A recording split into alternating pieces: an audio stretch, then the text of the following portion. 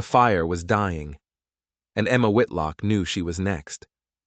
The snow outside wasn't just falling, it was clawing at the little cabin, trying to get in. She sat on the floor, knees to her chest, watching the last of the logs turn to ash. It was a race between the fire and her own life, and the fire was losing. She hadn't eaten in what felt like a lifetime. A stale crust of bread yesterday. That was it. Her hands trembled so much she couldn't even hold the iron poker steady. 23 years old, and she could already feel the cold earth calling to her bones. Death, she thought, might be a relief.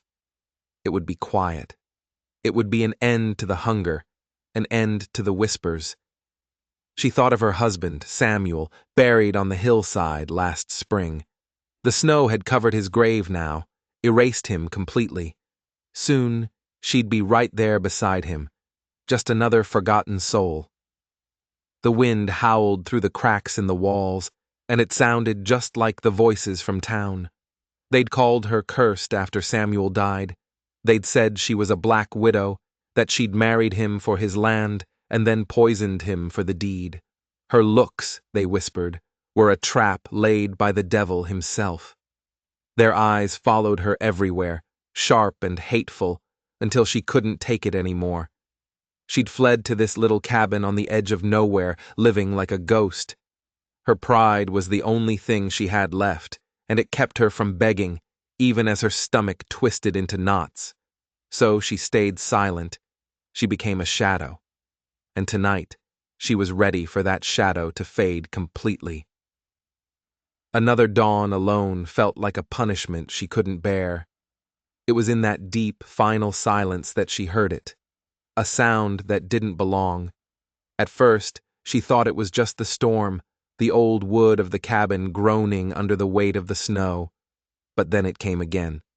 3 knocks. Slow, heavy, deliberate. The sound punched the air out of her lungs. No one ever came out here. Not in a blizzard like this. Not ever. Her first thought was the men from town, come to finish what their whispers started, come to tear away her last shred of dignity. Her second thought was even colder. Maybe it was death, knocking on her door for real this time. Her legs shook as she stood up, pulling her thin shawl tighter around her shoulders.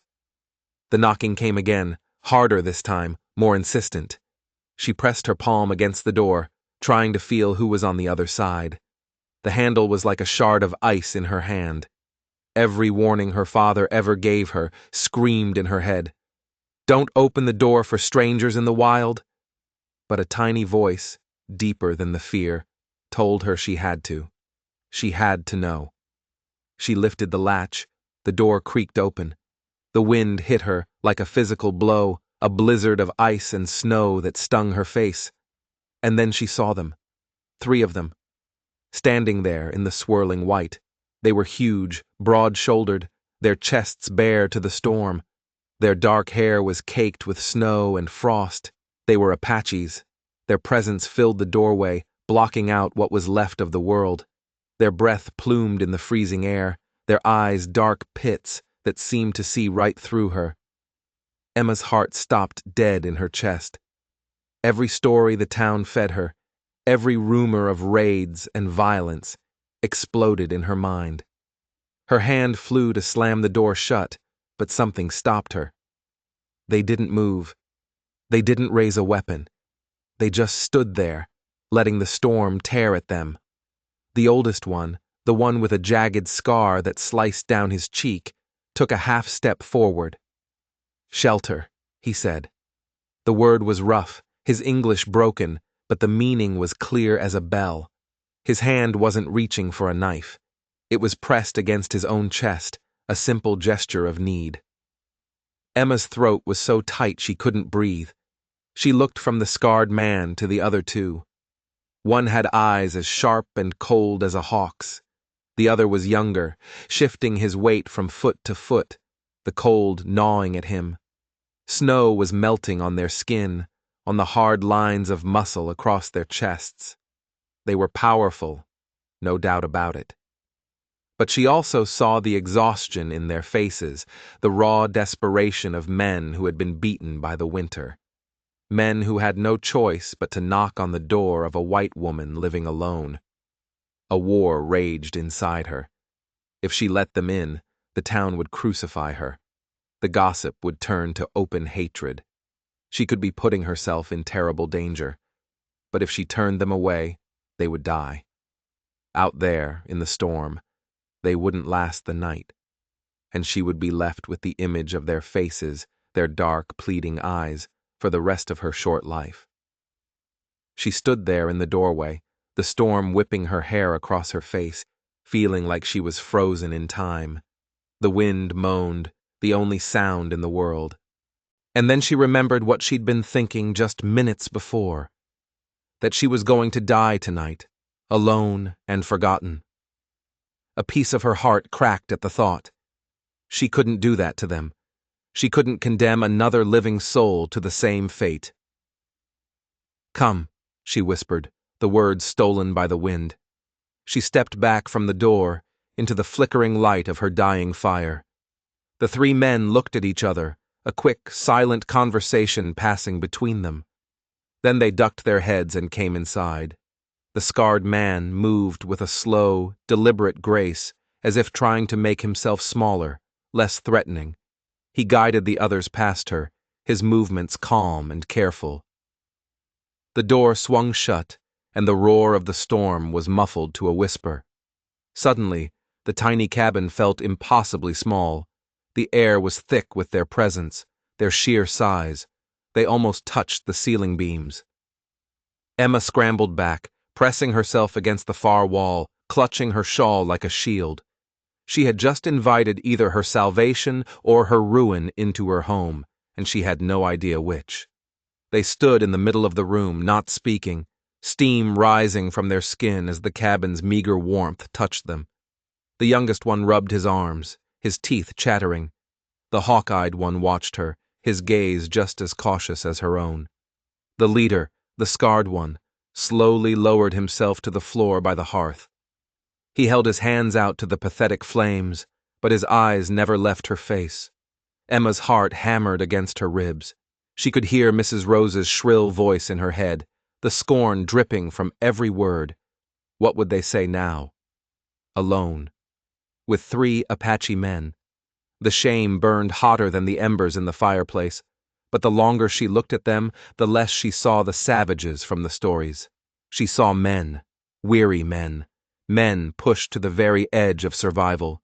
She moved like an old woman, her joints stiff, and grabbed the last 2 logs from the wood box.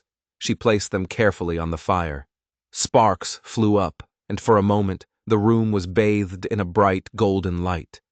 The flames licked at the fresh wood, and the shadows danced across their faces, faces marked by a hardship she was just beginning to understand. For the first time all night, a real warmth began to fill the room, and it felt like it was filling her chest, too.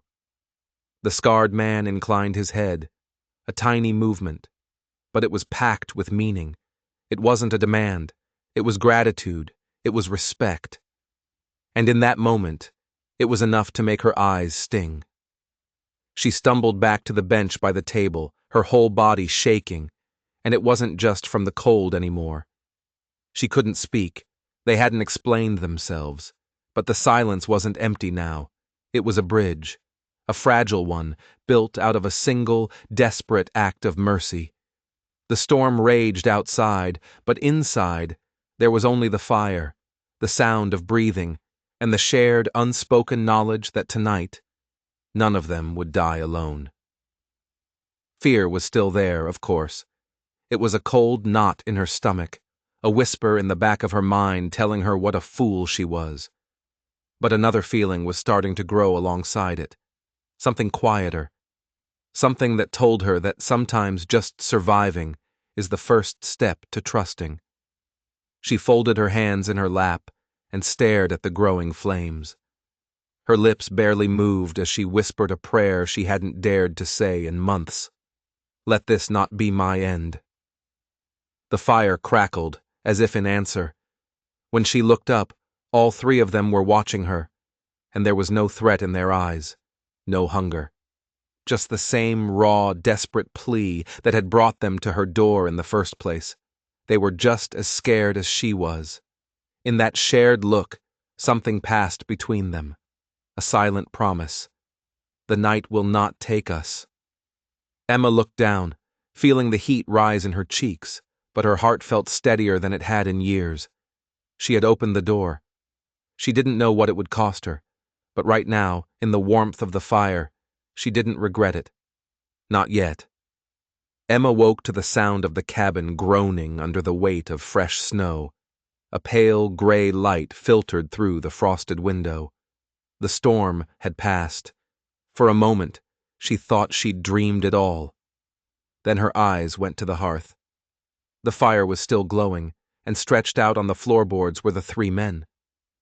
They were deep asleep, exhausted, their bodies still. In the soft morning light, they didn't look like monsters. They looked like travelers who had finally found rest. She pulled her shawl tighter, her heart starting its nervous rhythm again. The air smelled of wood smoke and wet leather and something else, something wild. The youngest one shifted in his sleep, and she saw the hard line of his jaw, the tension that hadn't left him even in slumber. A wave of unease washed over her, and she looked away, feeling ashamed for staring. She was supposed to be afraid, but all she felt was a strange sense of connection, a shared need that was stronger than fear. They had come to her door with nothing, and by giving them a place by her fire, she had tied her fate to theirs, for better or worse. The scarred man woke first. He sat up in one fluid motion, his dark hair falling over his face. He just looked at her for a long moment, his eyes searching. It wasn't a threatening gaze. It was like he was trying to read her, to see if the woman who had shown them mercy last night was still there in the light of day. She couldn't meet his eyes for long. She turned and busied herself with the kettle, pretending she had a grand breakfast to prepare. The truth was, she had next to nothing. A handful of cornmeal, the heel of a stale loaf of bread. The shame was a bitter taste in her mouth as she put the meager offerings on the table. Samuel had promised her a full pantry. He'd promised her the world. Now all she had was a threadbare shawl and a stubborn pride. But then something happened that changed everything. Without a word, the scarred man went to his pack, a small leather satchel she hadn't noticed before. He pulled out a long strip of dried meat and laid it on the table next to her pathetic piece of bread. The gesture hit her with the force of a physical blow. Her throat tightened, and she couldn't speak. She thought of everyone in town, the people who looked at her with pity, the people who looked at her with scorn. Not a single one of them had offered her so much as a cup of flour. And here was this stranger, this savage she'd been taught to fear her whole life, sharing what little he had without a second thought. She managed a small nod. That was all she could muster. They ate in complete silence, the only sound the crackle of the fire. She could feel their eyes on her, feel their presence like a heavy blanket in the small room. But it wasn't oppressive. It was just there, a silent acknowledgement that they were in this together now. She knew what the town would say if they could see her. The whispers would become shouts. A widow, taking in 3 Apache men. It was a scandal that could get her run out of the territory, or worse. Later that morning, the snow finally stopped. She went outside to look for firewood, the cold air burning her lungs. And that's when she saw him. A rider, far off in the distance, a black speck against the endless white. He stopped when he saw the smoke curling from her chimney. He just sat there on his horse, watching. And Emma knew. The town would know by nightfall. Her stomach twisted into a cold, hard knot of dread. She had to go to town that afternoon. She was out of flour, and without it, they would all starve. The journey was a nightmare. The snow was deep, clinging to her skirts, trying to pull her down. But the snow was nothing compared to the eyes. Inside the general store, the gossip was already spreading like a fever. She heard Mrs. Agatha Rose's voice, sharp and ugly. 3 of them, she was saying to a small group of women. Savages, in her cabin, alone. Mark my words, no good will come of it. The other women clucked their tongues, their faces a mixture of pity and smug satisfaction. Emma kept her head down, her fingers clenched around her sack of flour, but she could feel their stares burning the back of her neck. She wanted to scream at them. She wanted to tell them that she had done the right thing, the only thing a decent person could do. But the shame was like a hand clamped over her mouth. She was an outcast. Her words meant nothing here. Sheriff Vernon Harlow was standing by the door, his arms crossed over his chest. He was a hard man, his face a road map of long winters and tough decisions. As Emma passed him, his eyes met hers. They weren't cruel. They weren't kind. They were just heavy with a warning. He didn't say a word, and his silence was worse than any accusation. It was a confirmation. She was on her own. She fled the store, her cheeks on fire, the sound of their murmurs following her out into the cold street. The world felt colder, harsher than it had just this morning. When she got back to the cabin, the warmth of the fire felt like a blessing. The 3 men were there, waiting patiently. They didn't ask her what happened. They didn't have to. They could see the humiliation written all over her face. She started mixing the flour with water, her hands still shaking, making simple, rough cakes. As she worked, she could feel them watching her, not with hunger or suspicion, but with a kind of quiet understanding. The scarred man, whose name she still didn't know, seemed to sense her distress. He picked up a piece of wood and a knife and began to repair the broken latch on her door. His hands were steady, his movements precise. It was a small thing, but it was something. The other 2 followed his lead. The hawk-eyed one found a crack in the wall and began stuffing it with rags. The young one started stacking the firewood she'd brought in, making a neat, solid pile by the hearth. They were answering her shame with their own quiet acts of dignity. They were making her home safer. They were making it theirs. Night fell, and the storm started up again, a low whisper against the walls. Emma sat by the fire, her hands clenched in her lap, the faces from the town swimming in her mind. How long would it be before someone came knocking again? Not for shelter this time, but for judgment. The thought made her tremble. She tried to hide it, but the scarred man saw. He stood up, and before she knew what was happening, he draped a heavy wool blanket over her shoulders. His touch was brief, his hand steady, but the warmth stayed. She looked up at him, into those dark, unreadable eyes, and she saw it again. That same plea she'd seen the night before. A desperate need for trust. A need for a safe place, even if it was just for a little while. She wanted to ask him his name. She wanted to ask where they came from, what had driven them into the storm. But the words wouldn't come. Maybe they didn't need to. In the flickering firelight, she saw them clearly for the first time. They weren't just strangers. They were outcasts, just like her.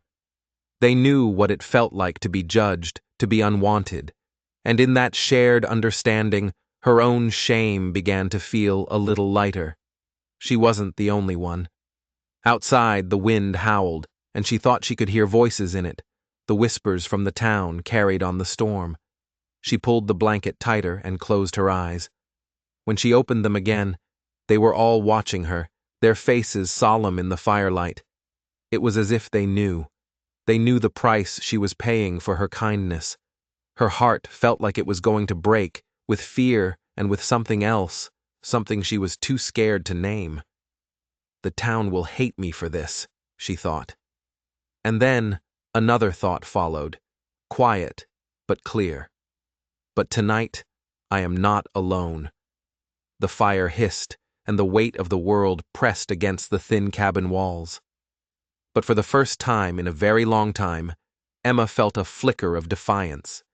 It was small, but it was there, and it felt like coming home.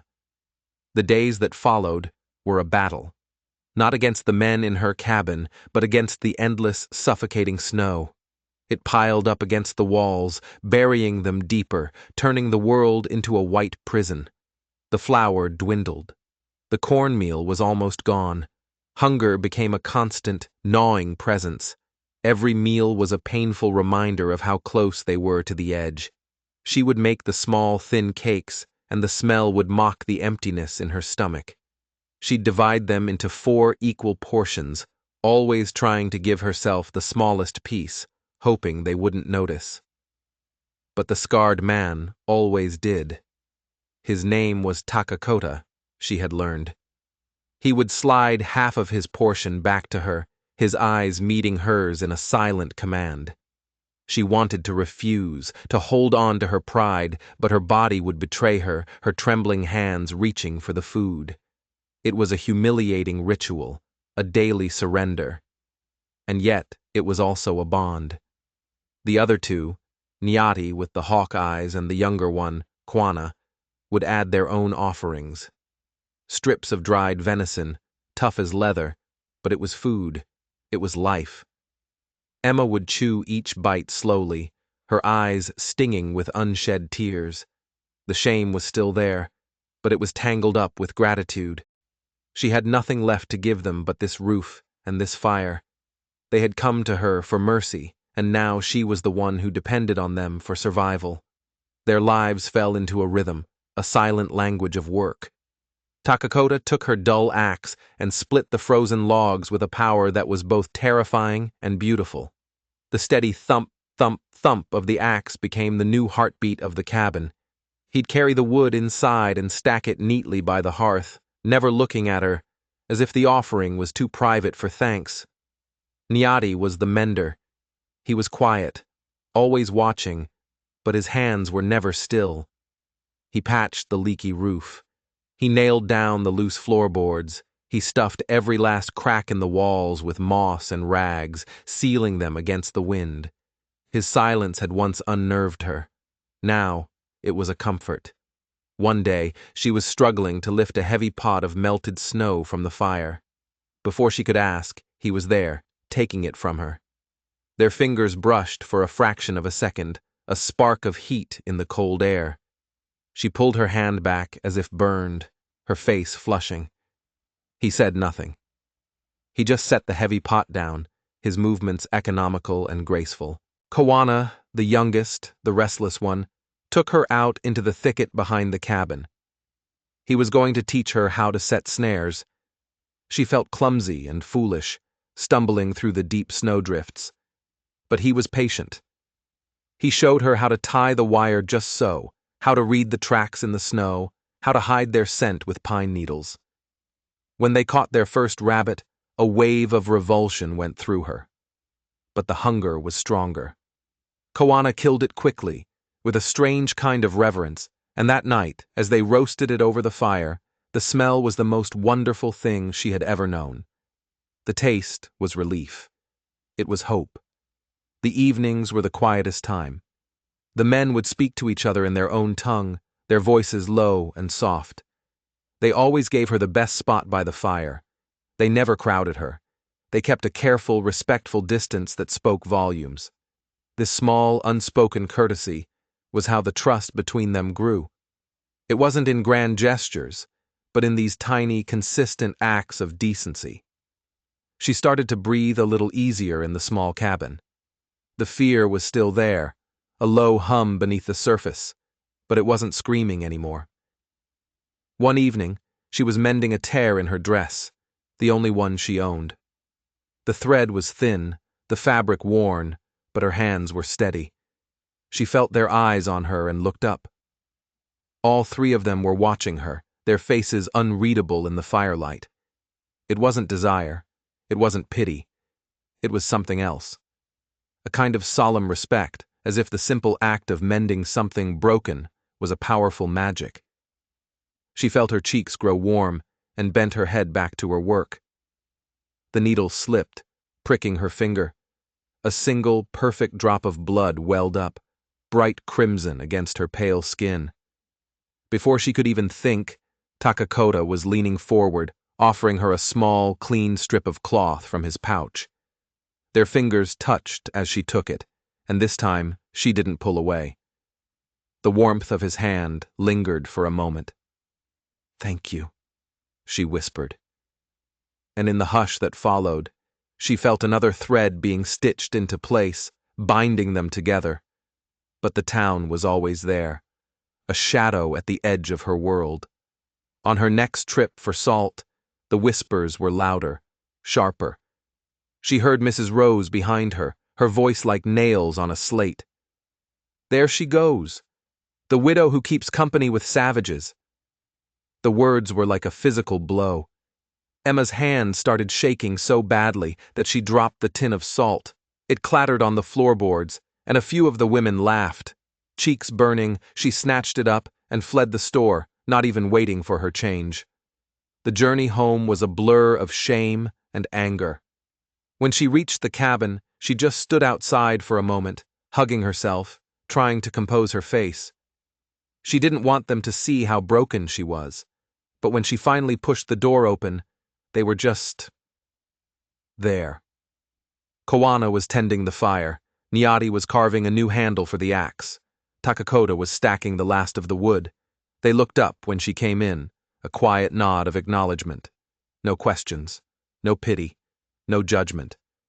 And in that moment, something inside her finally broke free. For the first time, she felt safer here, with these 3 hunted men, than she ever had in the town she was born in.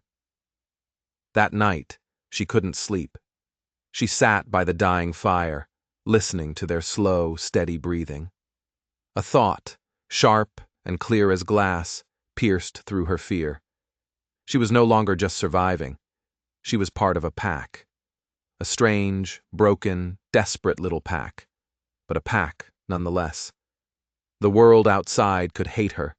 It could condemn her. But in this small circle of firelight, she belonged. She whispered it into the darkness, a prayer and a promise. Let this last. And then she heard it. A sound that made her blood run cold. A fist hammering on the door, heavy, authoritative, not asking for shelter, demanding entry. The poker fell from her hand, clattering against the hearthstones. Emma froze. The 3 men were on their feet in an instant, their bodies tense, silent. Takakota turned to her, his face a mask, his eyes asking a single, urgent question. "What do we do?" Her throat was sealed shut with fear. She pushed past him, her hand trembling as she reached for the latch.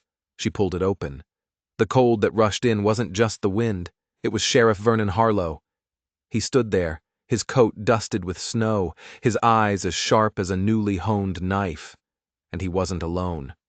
Behind him, at least 6 men from the town were gathered, their faces grim, their boots planted firmly in the snow. Some of them had rifles. Others just had a look of smug satisfaction, the look of men who have cornered their prey. Her stomach plummeted when she saw Mrs. Rose's husband, his jaw set like a block of granite. "Emma Whitlock," the sheriff said, his voice slow, each word a heavy stone. "Word is you've taken in some company." She tried to speak, but her voice was gone. Behind her the fire crackled, the sound unnaturally loud in the tense silence. Takakota stepped forward, into the sheriff's line of sight. Nyati and Kawana moved to flank him. They didn't reach for weapons. They just stood there, tall and unmoving, like ancient trees, their dark eyes locked on the men in the snow. A low murmur went through the posse. One of them spat on the ground. "Just like we heard, she's thrown in with them." The shame was a hot, suffocating wave. She could feel their stares, feel their judgment carving her up. She wanted to disappear, to melt into the floorboards and never be seen again. But then she felt the warmth of the fire at her back, and she felt the steady, silent presence of the 3 men who had shared their last piece of meat with her. "They've harmed no one," she finally managed to say, her voice a raw whisper. "They came here in the storm. They were freezing. I gave them a fire, that's all." "That's all?" Mrs. Rose's husband sneered. "A young widow, Alone, with 3 half-naked savages. You really expect us to believe that's all? Her cheeks were on fire. She opened her mouth to defend herself, but what could she say? Their minds were already made up. She looked at the sheriff, a desperate, silent plea for reason, for fairness. For a moment, she thought she saw something flicker in his eyes, a hint of doubt. But all he said was, "It ain't right, Emma. Folks are scared. They want these men gone." It was then that Takakota moved. He stepped forward, slow and deliberate, and raised his hands, palms open. A clear sign of peace, but his eyes never left the sheriff's. They were steady, challenging, and filled with a dignity that shamed every man standing in the snow. And in that moment, something inside Emma snapped. The shame, the fear, the years of silent suffering. It all boiled over. She took a step forward, and then another, until she was standing right beside Takakota, her shoulder almost touching his. Her heart was a wild drum against her ribs, but her voice was clear. "They saved me," she said, the words shaking but strong. "When I had nothing left, when not a single person in your town cared if I lived or died, they shared what they had. They kept me from freezing. They kept me from starving. I will not see them turned out into a blizzard to die." A collective gasp went through the posse. One of the men swore under his breath. The sheriff's jaw tightened, his eyes narrowing, as if he was seeing her for the very first time. For a long, stretched-out second, nobody moved. The entire world seemed to be holding its breath. Then the sheriff turned his head and looked at the men behind him. "Go on home," he said, his voice low but with an edge of steel. "There's no trouble here tonight." "What?" Mrs. Rose's husband barked. "You're just gonna let this stand? You're gonna let her shame this whole town?" The sheriff's eyes snapped back to him, and they were as cold and hard as river stones. "I said go home." The men grumbled, their anger still simmering, but the sheriff's authority held. One by one they turned and trudged away, their curses swallowed by the falling snow. Only the sheriff remained. He looked at Emma, his gaze heavy with a future she couldn't see. "You've made your choice, Emma Whitlock," he said, his voice flat. "I hope you know what it'll cost you." Then he turned and disappeared into the white curtain of the storm, leaving her with nothing but the fading sound of his boots and the weight of his words. Emma pushed the door shut, her hand shaking so badly she could barely work the latch. The click echoed in the sudden silence. She leaned her back against the wood, her whole body trembling, and looked at the 3 men. They hadn't moved. But in the warm firelight, she saw something new in their faces. It was respect. Her knees finally gave out, and she sank onto the bench. The tears came then, hot and fast, a flood of fear and relief and a dozen other things she couldn't name. She buried her face in her hands, ashamed of falling apart after she had been so strong. A shadow fell over her. A heavy blanket was draped over her shoulders. Takakota's hand rested there for a moment, solid and reassuring before he pulled it away. She clutched the blanket, the rough wool soaking up her tears. For the first time since Samuel died, she hadn't been a victim. She hadn't been the poor, shamed widow. She had been Emma Whitlock, and she had spoken her truth. The price would be high. She knew that. The town would not forget. But as she looked up at the 3 silent figures watching over her, she also knew, deep in her bones, that she was no longer facing it alone. Outside, the snow started to fall again, soft and relentless. Emma stared into the fire, her heart heavy but also, somehow, lighter than it had been in years. The judgment had come, and she had survived it. She knew it would be back.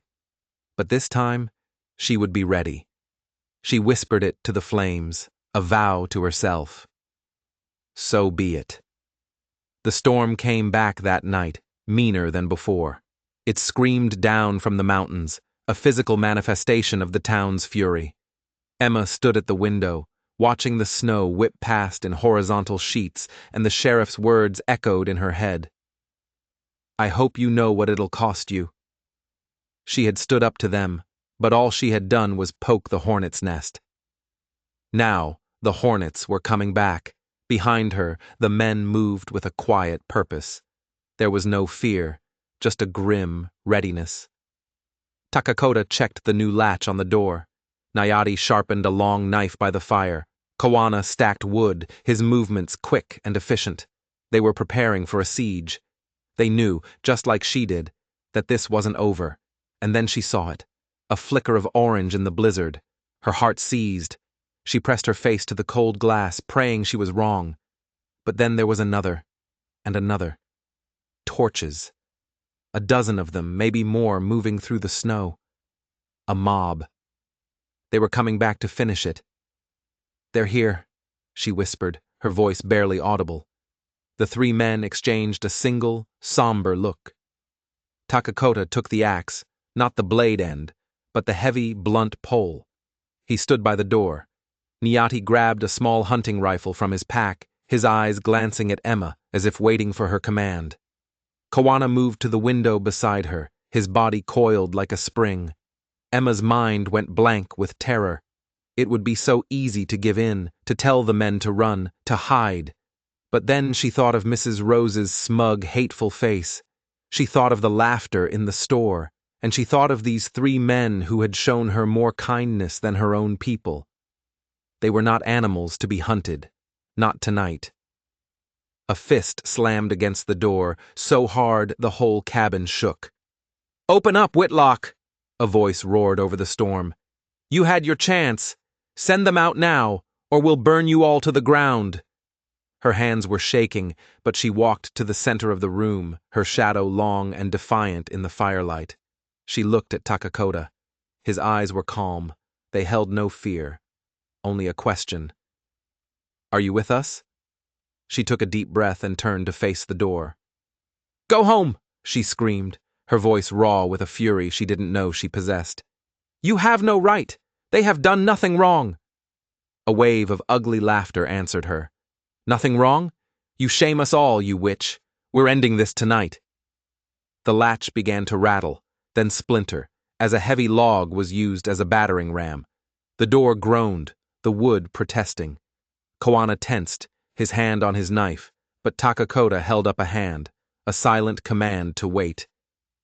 Emma watched, her breath coming in shallow gasps, as the door shuddered again and again. Then, with a final sickening crack, it burst open. Snow, wind, and torchlight flooded the small cabin, and the mob poured in. What happened next was a blur of chaos and violence.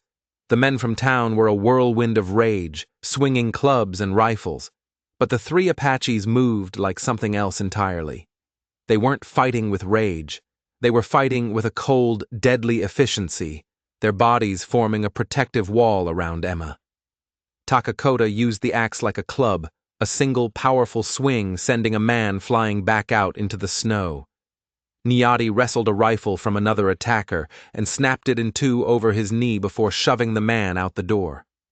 Kawana was a phantom, a blur of motion, using the flat of his blade to disarm and disable, never to kill, but driving the mob back with precise, calculated strikes.